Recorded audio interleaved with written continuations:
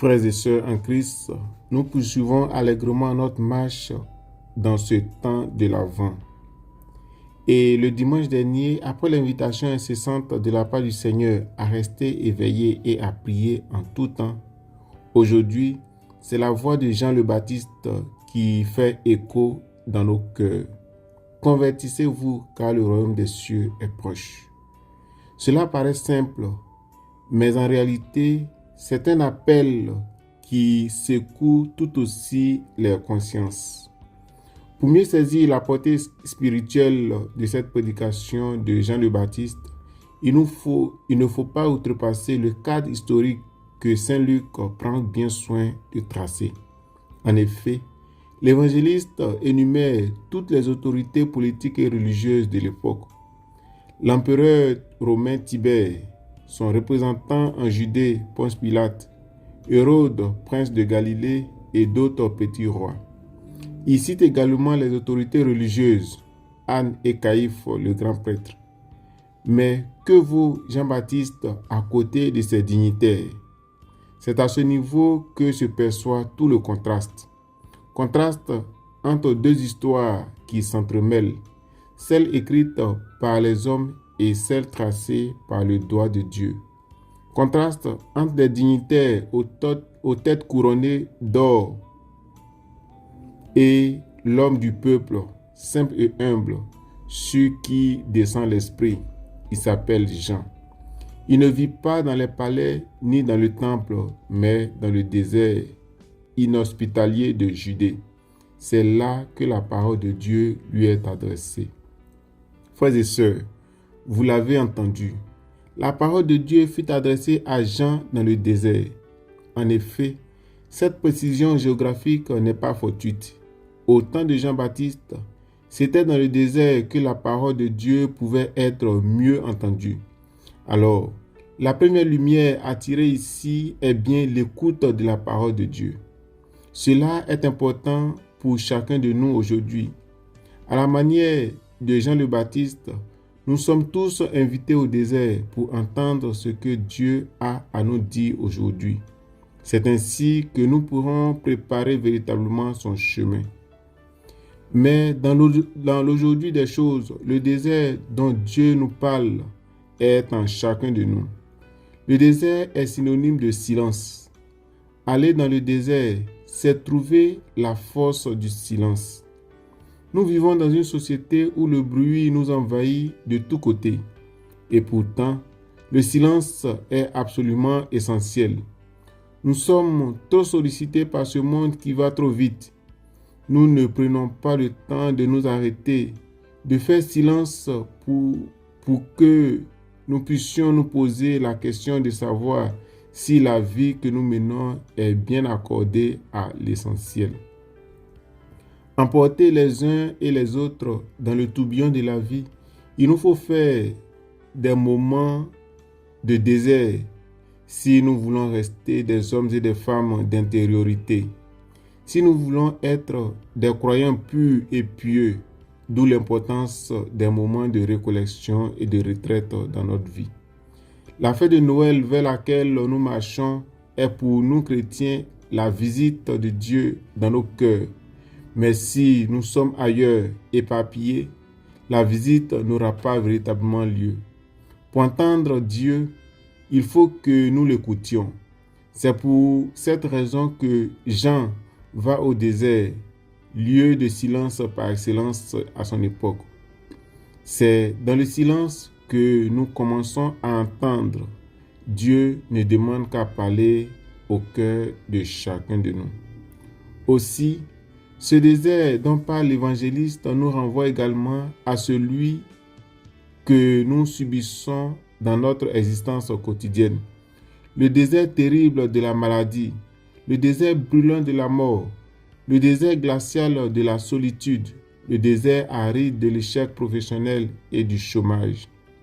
C'est dans tous ces déserts que les paroles de Jean-Baptiste nous rejoignent.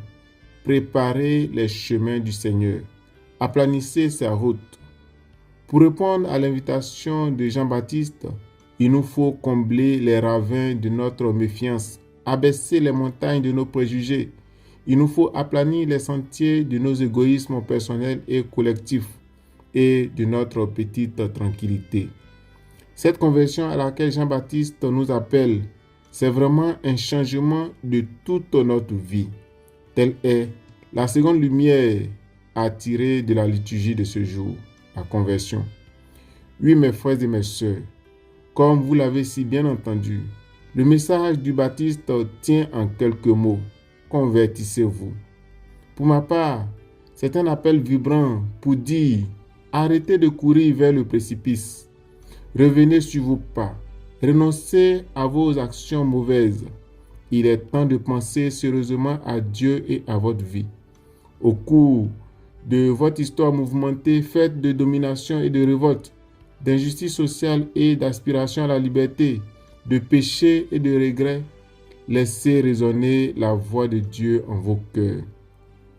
À celles et à ceux qui viennent l'écouter, Jean propose un signe de reconnaissance, un bain symbolique dans le Jourdain pour exprimer la purification du cœur et la rupture avec le péché. Leur passé englouti dans les eaux, les foules peuvent désormais réorienter leur vie, rendre droit leur sentier et commencer une histoire nouvelle. Ainsi, frères et sœurs, à vous et moi, chercheurs de Dieu, si nous voulons vraiment faire de ce temps de l'Avent une occasion de rencontre avec Dieu, gravons ce message du Baptiste dans la mémoire de notre cœur.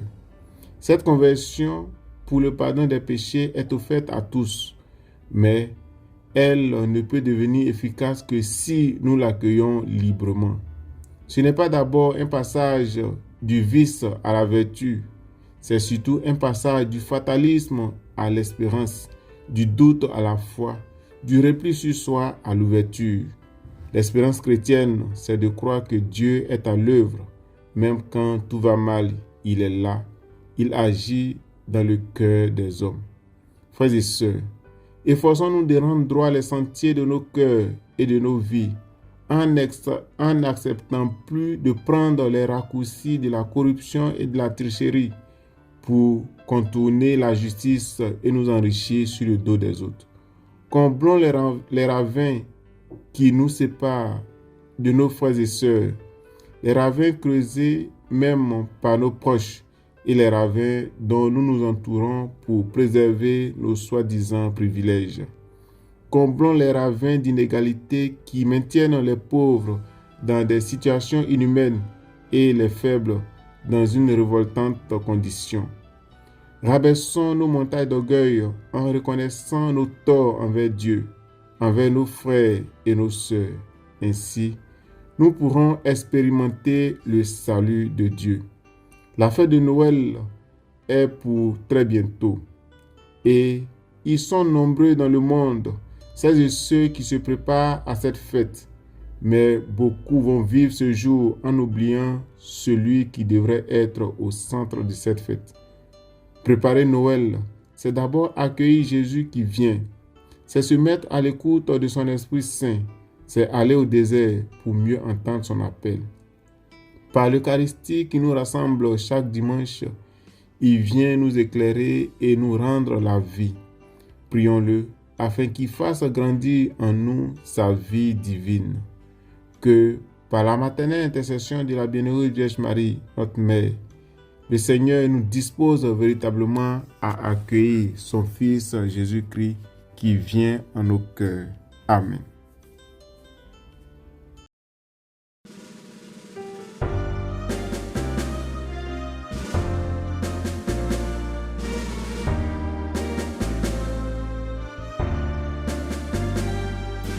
Allez partout, proclamez